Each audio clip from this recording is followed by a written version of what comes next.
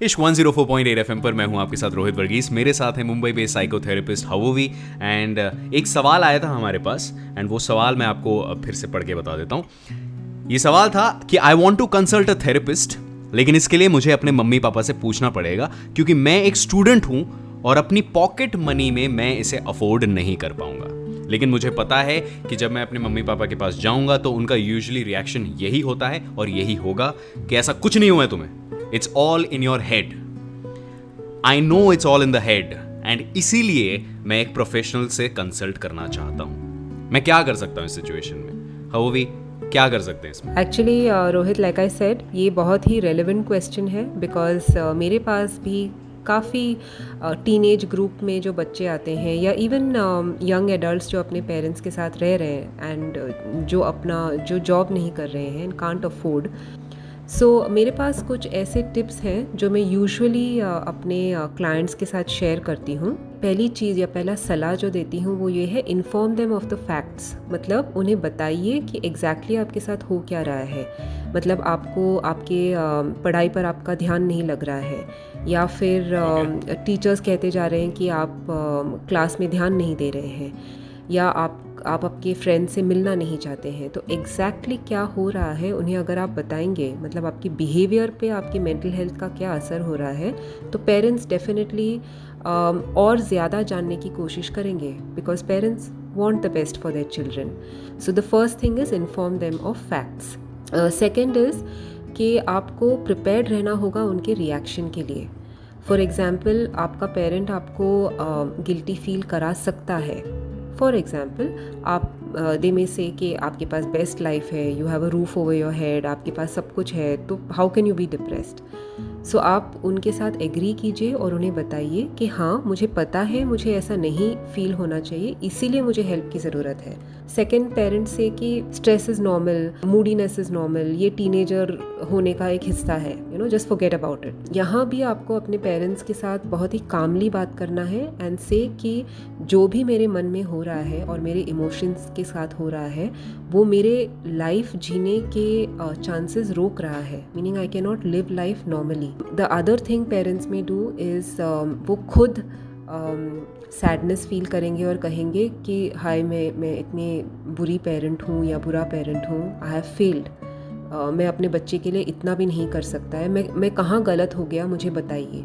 So in this case आपको बताना होगा अपने पेरेंट्स को it's not about them.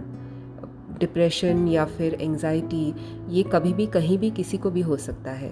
So these are some of the ways in which you have to be prepared कि आपके parents के reaction will not always be positive, पर उनको हैंडल एक तरीके से किया जाता है।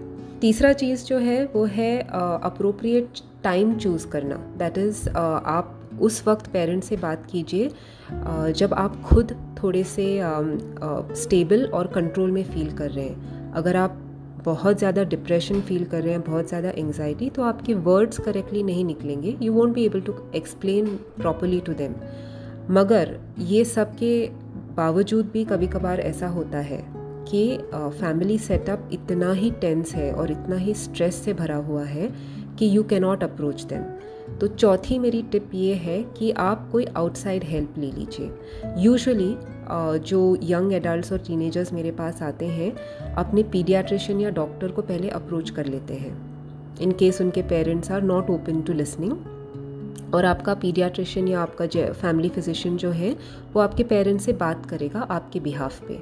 फिफ्थ मेरी जो टिप है वो ये है कि एक बार कहने से काफ़ी टाइम पेरेंट्स नहीं मानते हैं। सो आपका रिस्पॉन्सिबिलिटी बनता है फॉलो अप करना। उन्हें रिमाइंड कीजिए, उन्हें बताइए कि आपके जो मेंटल हेल्थ इश्यूज़ हैं वो जादू से डिसअपियर नहीं हो जाएंगे, वो कंटिन्यू ही करते रहेंगे जब until you get the right help. And sixth जो मेरी टिप है वो ये है कि अगर आपको प्रोफेशनल हेल्प मिलने के लिए कुछ देर लग रहा है, आपके पेरेंट्स कन्विंस नहीं हो रहे हैं, तो हमारे सिटी में और हमारे कंट्री में कई ऐसे रिसोर्सेज हैं that you can approach temporarily. For example, एक सेंटर है called Empower Minds in South Bombay जो फ्री काउंसलिंग ऑफर करता है। Then another centre called Institute of Psychological Health Thane में है जो subsidised and free therapy offer करता है टू स्टूडेंट्स। आपको सिर्फ आपकी आईडी कार्ड दिखानी है। Also, there are many helplines. Vandrevala Foundation, Samaritans, Aasra. So in case आपके थॉट्स बहुत ही ज़्यादा नेगेटिव हो रहे हैं, then just call up one of these helplines. And Rohit, you can even offer the helpline numbers if you like on your show. So these are the 6 tips.